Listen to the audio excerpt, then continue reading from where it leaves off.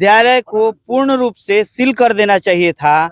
और जिस बच्ची की हत्या हुई है या प्रशासनिक कह रही है कि आत्महत्या की है, तो उसके रूममेट जो पार्टनर हैं उनको भी क्यों भगाया गया?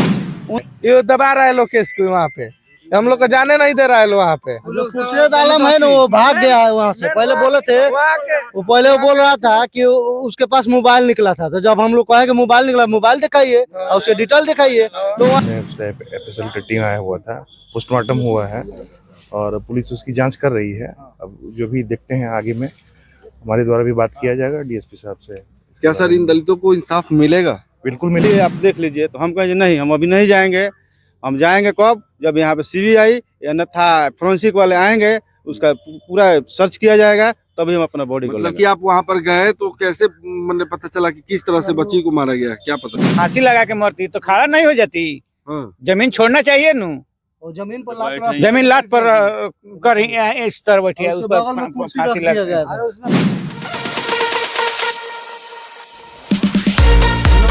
सिवान जिले के महाराजगंज में कस्तूरबा विद्यालय है और उस कस्तूरबा विद्यालय में बालिकाएं पढ़ती है, जैसा आप जानते हैं।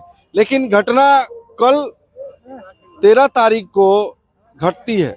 एक बच्ची के परिजन को फोन आता है थाने से कि आपकी बच्ची की हालत खराब है, आप जल्दी यहाँ पर आइए। जब परिजन पहुँचते हैं तो पता ये चलता है कि बच्ची अब इस दुनिया को छोड़ के जा चुकी है और तमाम लोग यहाँ पर इकट्ठा हुए हैं उस बच्ची का दाह संस्कार करने के लिए। वहीं बीएसपी के जिलाध्यक्ष भी हैं और उनके परिजन में हैं। आइए उनके परिजन से खास बातचीत करते हैं कि आखिर कैसे घटना को अंजाम दिया गया और आखिर उनको कैसे पता चला कि उनकी पुत्री अब इस दुनिया में नहीं रही। कहाँ है उनके पिताजी? अब उनके पिताजी हैं जी।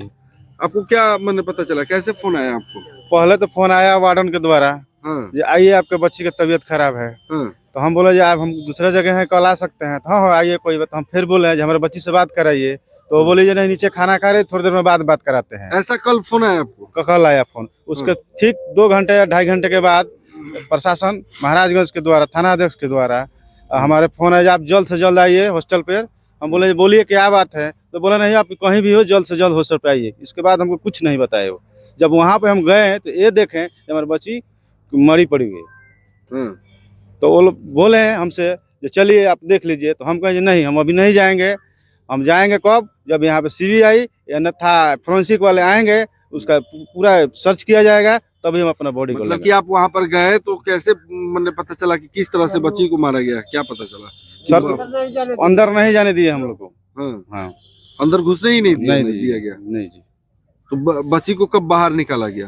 पूरा प्रक्रिया होने के बाद फोरेंसिक वाले आए, उसको अपना जांच पड़ताल किए, उसके बाद हम लोग आए, पंचनामा किए, तब बॉडी बाहर। मतलब एक बच्ची के पिता को जिसकी मृत्यु हुई है, उसके पिता को उसके बॉडी को देखने तक नहीं दिया गया? जी नहीं, अंदर घुसने तक नहीं दिया गया। किसी को नहीं जाने दिया। यही कारण है, हमारे साथ न्याय होना चाहिए। क्या बता रहे हैं कि कैसे उनकी मृत्यु हुई है? क्या कुछ बता रहे हैं? वो लोग सब साजिश वो इस तरह बैठी थी।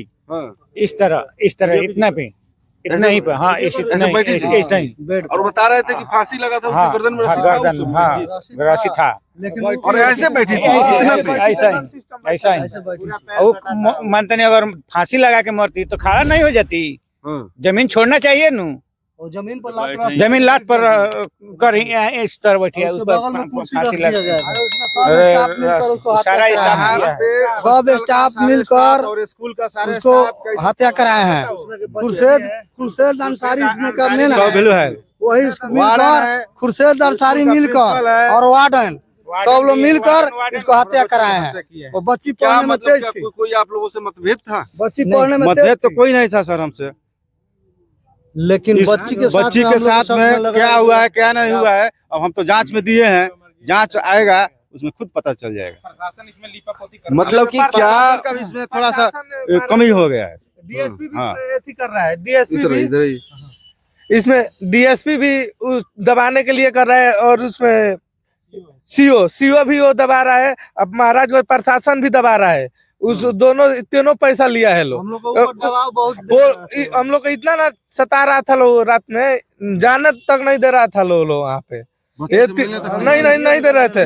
ये 3 प्रशासन महाराजगंज थाना प्रभारी, सीओ, एसडीपीओ, सब लोग ये वीडियो नहीं बनाते, पैसा लिया है लग रहा है, ये दबा रहा है लोग केस को वहाँ पे, हम लोग को जाने नहीं दे रहा है वहाँ पे। खुर्शीद आलम है ना, वो भाग गया है वहाँ से। पहले बोले थे, वो पहले बोल रहा था कि उसके पास मोबाइल निकला था, तो जब हम लोग कहे कि मोबाइल निकला, मोबाइल दिखाइए और उसके डिटेल दिखाइए, तो वहाँ से निकल पड़ा और पुलिस लोग भगवा दिया उनको। मोबाइल उसके बाद वो बुलाए नहीं, उसमें मोबाइल अलाउ होना ही नहीं है।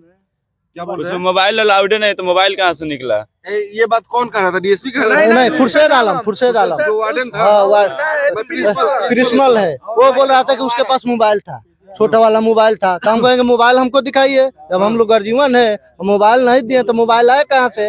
अब मोबाइल दिखाइए। तो उसके बाद पुलिस उसके साइड करके निकालवा के भाग गया, कहेगा नहीं हम नहीं देंगे। प्रशासन भगा दिया हाँ, उसको। प्रशासन भगा दिया, हाँ। प्रशासन भगा दिया प्रिंसिपल के। कहीं ना कहीं देखिए ये संदेह है कि आखिर ना बच्ची के साथ उनका कोई झगड़ा था, ना उनके परिजन के साथ कोई झगड़ा था, ना बच्ची उस अवस्था में थी कि वो अपने से खुद से फांसी लगा पाए, लेकिन आखिर इस घटना को अंजाम कैसे दिया गया? परिजनों से प्रशासन भी ये कह रही थी कि उसके पास मोबाइल था, जबकि कस्तूरबा में किसी को मोबाइल रखना अलाउड नहीं है, खास करके बच्चों को मोबाइल रखने का अलाउड नहीं है। तो क्या हो सकता है इसके पीछे का माजरा? ये संदेह होता है कि आखिर क्या कारण था, क्या उसमें कोई अनर्गल काम हो रहा था जिसका वो बच्ची विरोध कर रही थी? ऐसा ही लगता है, क्योंकि बच्ची से कोई लफड़ा नहीं था, परिजन से कोई लफड़ा नहीं था, और बच्ची ने खुद से फांसी लगाया नहीं, तो जिस अवस्था में पाई गई है, लोग कह रहे हैं कि वो बच्ची ने फांसी अपने से नहीं लगाया। फिर क्या कारण है? और इसमें तो त्वरित सारा जो सिवान जिले के जो कप्तान हैं, उनको इस पर खास रूप से जांच करनी चाहिए, और जांच करके वो जो अपराधी है, जो ये कस्तूरबा विद्यालय की जो व्यवस्था है, जो वहां के लोगों के द्वारा उस बच्ची को शायद प्रताड़ित किया गया हो, इसलिए बच्ची ने फांसी लगाया, या इसमें उन लोगों ने मिलकर फांसी लगाई, ये जांच का विषय है। और सिवान जिले के जो एसपी है, वो तुरंत से तुरंत जांच करे, नहीं तो ये लोगों को जो कहना है कि वो स्कूल घेराव करेंगे, और जैसे तमाम कस्तूरबा विद्यालय चल रहे हैं उसमें तमाम बच्चियां पढ़ रही है, वो लोग भी आज खौफ के माहौल में होंगे कि हम जो है कि स्कूल में पढ़ना नहीं चाहेंगे अगर इस तरह की घटना हो रही है। अब क्या बोल रहे थे? जी सर, जो बच्ची उसके साथ में थी, हाँ। उन लोगों को भी भगाए गए हैं, और उससे बात नहीं कहा, बात नहीं करने दिए हैं हम लोग। नहीं, जो प्रिंसिपल वार्डन से बात करने के लिए, तो वो भी नहीं बात करने दिए प्रशासन हम लोग को, वो बच्ची को भगा दिए हैं। हम लोग उससे पूछ रहे थे कि वो बताएगा ना थोड़ा। कौन जो प्रिंसिपल है? वो प्रमुख रह चुका है 2 बार। हाँ, वो प्रमुख है, उसी के दबाव में सब हो रहा है, उसी के दबाव में दब रहा है केस। उसका भाई उसके आगे डीएसपी है कि कोई है, वही दबा रहा क्या है। बोल रहे सब? 1 मिनट मैं कहना चाहूंगा आपके चैनल के माध्यम से, ये जो घटनाएं हुई, जब घटनाएं हुई तो कस्तूरबा विद्यालय को पूर्ण रूप से सील कर देना चाहिए था, और जिस बच्ची की हत्या हुई है, या प्रशासनिक कह रही है कि आत्महत्या की है, तो उसके रूममेट जो पार्टनर हैं उनको भी क्यों भगाया गया? उनसे पुलिस प्रशासन क्यों नहीं पूछताछ कर रही है? प्रिंसिपल सर हैं या जो भी उसमें कार्यरत कर्मचारी हैं, महिला विद्यालय है और एससी है, तो उसमें जितने भी कार्यरत लोग हैं उन सब लोगों पे एससी एक्ट के तहत केस होनी चाहिए, और उन लोगों को तुरंत कार्रवाई करते हुए अरेस्टिंग करना चाहिए। बच्ची के रूम पार्टनर से भी प्रशासनिक दृष्टिकोण में पूछना चाहिए था कि ये हुआ क्यों। अगर एक बच्ची चली गई, वो तो जान लेके चली गई, लेकिन रूम पार्टनर की जो बच्चियां हैं वो हकीकत बता पाएंगी क्या हो रहा था इनके साथ, क्यों ऐसा हुआ, अगर वो मरी तो कैसे मरी। इसकी पूर्ण रूप से जांच होनी चाहिए, और पूरे प्रशासनिक दृष्टिकोण पर ध्यान दिया जाए तो कस्तूरबा विद्यालय पूर्ण रूपेण सीसीटीवी कैमरे से लक्षित होता है, रहित है।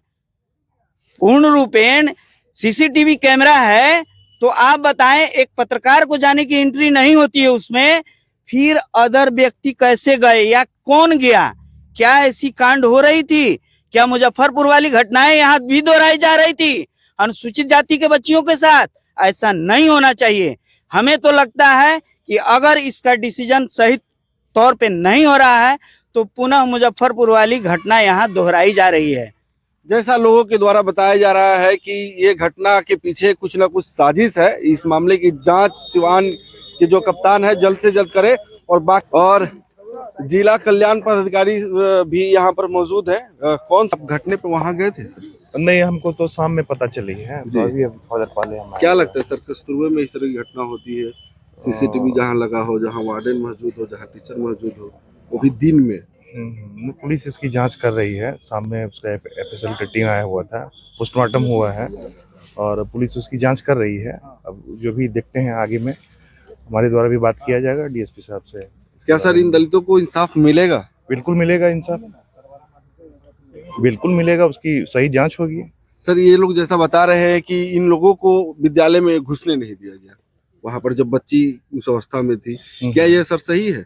एक परिजन को अपने ही बच्ची से नहीं मिलने दिया जा रहा है, उसके तो इसकी हमको जानकारी नहीं है इसके बारे में कि किनके द्वारा मना किया गया था। वहाँ पे पुलिस वगैरह भी थी क्या? एसडीपीओ साहब तो एसडीपीओ साहब थे, तो हो सकता है इसलिए किया गया हो क्योंकि साक्ष्य खराब होने का संभावना रहता है। हो सकता है उसके कारण से मना किया गया हो। दूर से भी देखने दिया जाता है, इनको दिलासा मिलता है। हाँ, देख सकते थे, अब तो हम नहीं बता पाएंगे, हम तो थे नहीं। क्या सर ये लोग उम्मीद रखे ना कि सर इंसाफ मिलेगा? एकदम, हम जिला कल्याण पदाधिकारी हैं और हम बिल्कुल हम कहते हैं, डीएम साहब से भी हमारी बात होगी इसके बारे में और निश्चित तौर पे इंसाफ मिलेगा। हमारे विकास मित्र हैं, उनकी लड़की बच्ची है ये। क्या नाम हुआ सर आपका? मेरा नाम हुआ संजय कुमार झा। इसलिए जैसा सर बता रहे हैं कि लोग आशा रखें कि उस बच्ची के परिजन को इंसाफ मिलेगा और जो बच्ची की उस हत्या हुई है उसकी जांच पूरी रूप से हो। आगे की कार्रवाई जो भी होगी इस चैनल पे आप बने रहिए और देखते रहिए आगे की कार्रवाई।